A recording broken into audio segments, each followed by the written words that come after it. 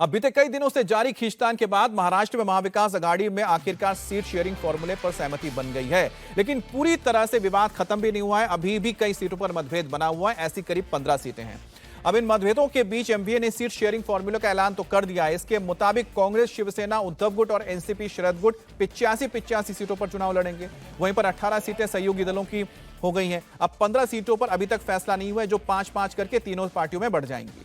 अब इसको लेकर तीनों पार्टियों के बीच बैठक होगी।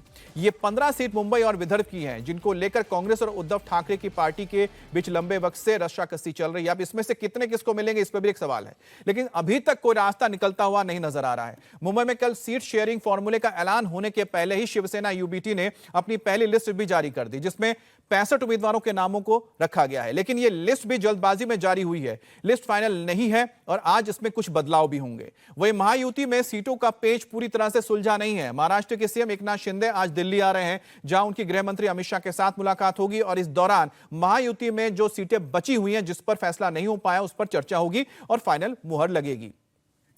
महाविकास आघाड़ी में सीटों के बंटवारों को लेकर पिछले कई महीनों से बातचीत चल रही है। अब चुनाव का ऐलान होने से पहले ही करीब 25 सीटों को लेकर बैठक हो चुकी थी। पिछले हफ्ते से भी लगातार दिल्ली से लेकर मुंबई तक बैठकों का सिलसिला चलता रहा। इसके बावजूद अभी पूरी तरह से तालमेल नहीं बन पाया है। इसीलिए कल शरद पवार के साथ बैठक के बाद 255 सीटों को लेकर फॉर्मूले का ही ऐलान हो सका है।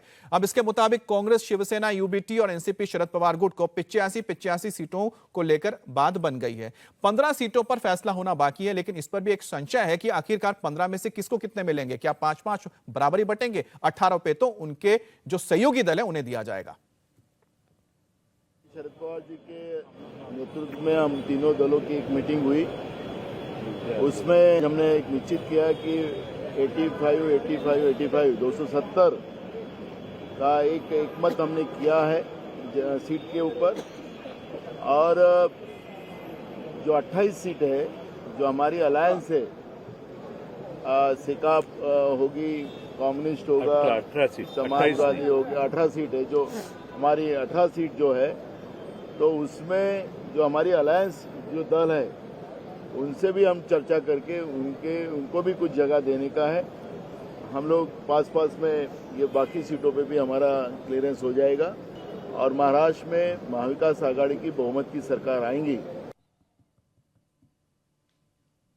जाहिर सी बात है कि महाविकास आघाड़ी की गाड़ी आगे बढ़ नहीं पाई है। लिस्ट में लगातार देरी होने से कार्यकर्ताओं के बीच भी कंफ्यूजन पैदा हो गया। महायुति के नेता अटैक कर रहे हैं, इसलिए शरद पवार ने कल कांग्रेस और उद्धव गुट के नेताओं को बुलाया और उनसे जिन सीटों पर सहमति बन गई है उनका ऐलान करने के लिए कह दिया और इसी के बाद 85 सीटों के फॉर्मूले को ऐलान कर दिया गया।